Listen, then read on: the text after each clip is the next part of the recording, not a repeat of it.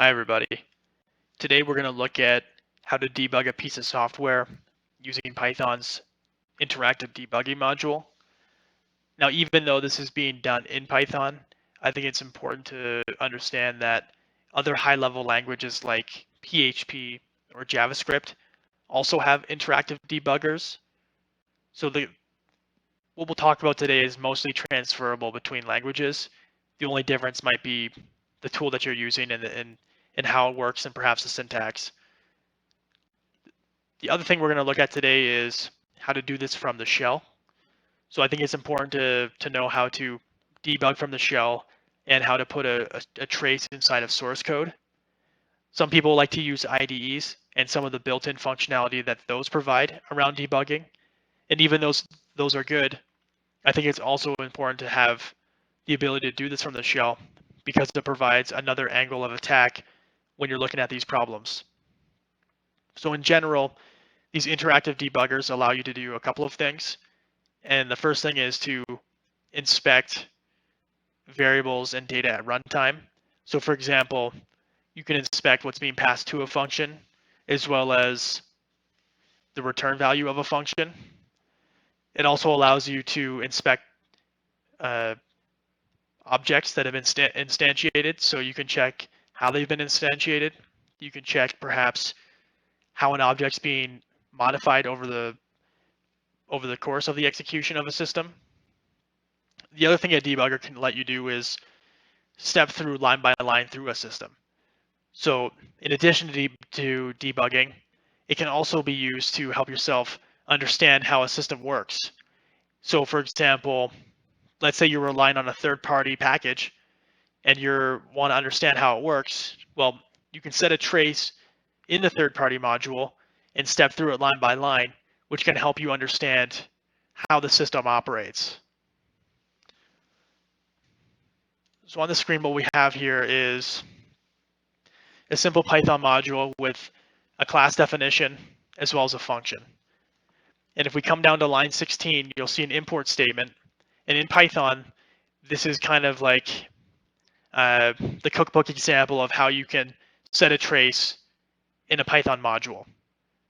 So what happens here is when we call some function, the execution flow of this script is going to stop here. And it's going to give us the ability to see and interact with the variables x and y. So at the bottom of the script, you can see that we're calling some function. So to show you how this works in real time, when we run this function, you'll see that on line 17, we've stopped the flow. So we haven't hit the return statement yet, but what you can see is we have a reference to x and y. So on the right-hand side of the screen, you can see that we're inside of the shell, but it's called interactive because we can interact with these variables. So for example, besides just printing what values they have, you could do things like inspecting their type. You could do other things like add them together, right? So we have a lot of flexibility in how we can see what's happening during the runtime of the system. Let's say we wanted to move this trace down to below where we made this function call. We want to inspect the value that was returned. Well, if we rerun this script, you can see now that we're on line 21 and we have reference to the variable value. And we can see that it returns the value of 3 because, well, 1 plus 2 is 3. Some other things that we could do here is let's say we want to instantiate some class. So some class takes a variable called data. So let's say we'll just pass it a dictionary with some key value pair.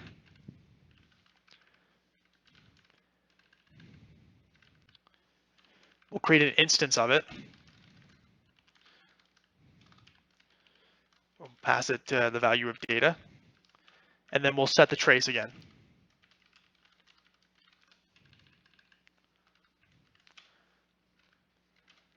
So now when we run this script, we'll see we're back down to line 22, but now we have reference to data, which we can see it's a dictionary with a key value pair. And we also have access to this instantiated object. And you'll see that it's an instance of some class. Now to take this a little further, with objects, we can also inspect its attributes. So if we were to take instance and we wanted to see what the value of some data is, you can see that it's a reference to a dictionary with a key value pair.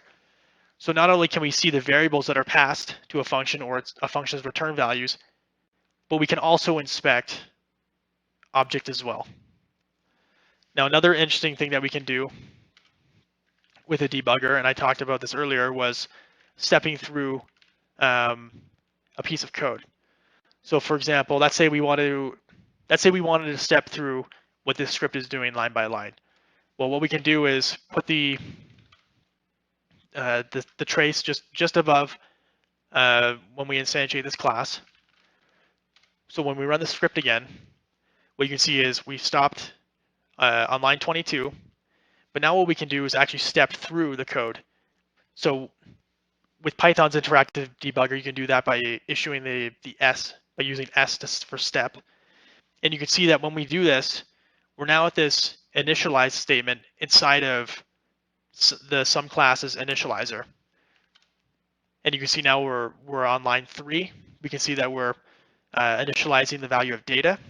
If we step to the next line, we're now calling a method called sumInit method. And again, we can see we're on line 4. We can step through again, and you can see that now we're inside of sumInit method. We're on line 11, and so forth.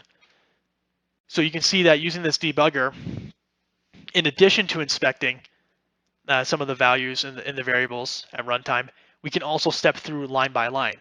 So in this case, because we're initializing a class, we're now stepping through that class's initializer, and we can see what's going on at runtime.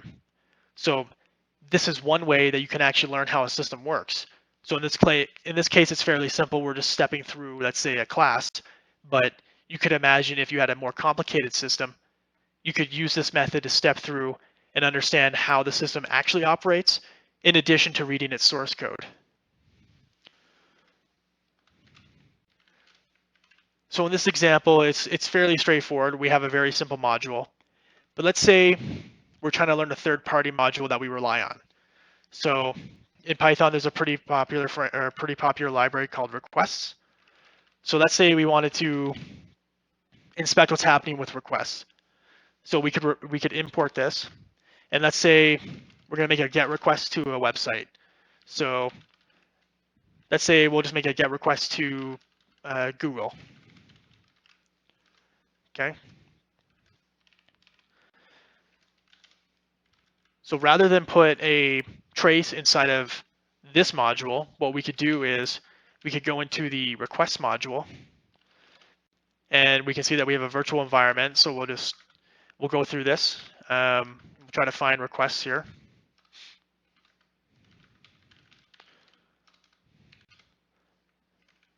So you can see that here's all the module files inside of the requests library. And let's say we'll go into the api.py file, and we'll come down to where it says get. So if we make a get request using this library, it's going to hit this function. So let's say we want to set a trace here. Well, because we're quite literally in the source code of this third-party module, well, we can also put a trace here. So it's almost no different than how we step through the code that we wrote, or the code or application that we're building. But now we can also set traces in third-party modules and see what's happening here. So you can see on the left side here, we're making a request.get, and we are storing the response in a variable. But let's say we want to run this.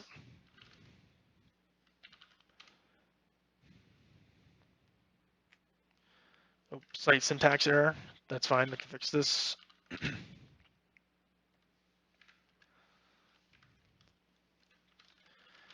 Okay, let's try that again. So when we run this again, what you can see here is we're now inside the api.py file. Even though we ran our application code, we're now on line 72 in the request module. So you can see again, we have reference to the variable URL, and we passed it, google.com. We can also see what params that we set for the request, which in this case we didn't. We could inspect what the value of the keyword arguments is, which is set to an empty dictionary. But you can see how, in addition to debugging your own code, you can use this to debug and step through third-party code as well. So I think that's a good overview of how to use an interactive debugger in both your application code and third-party code. And I certainly encourage you to set a trace and learn how to use this in some of the projects that you're building out. So in the description, I'll put a link to the documentation of how to use Python's debugger, because there's so many options that you can use and so many different ways you can use it. And I think getting a better understanding would be to actually read through the docs and then set up a trace in your own code like I've just showed you now. So thanks, guys.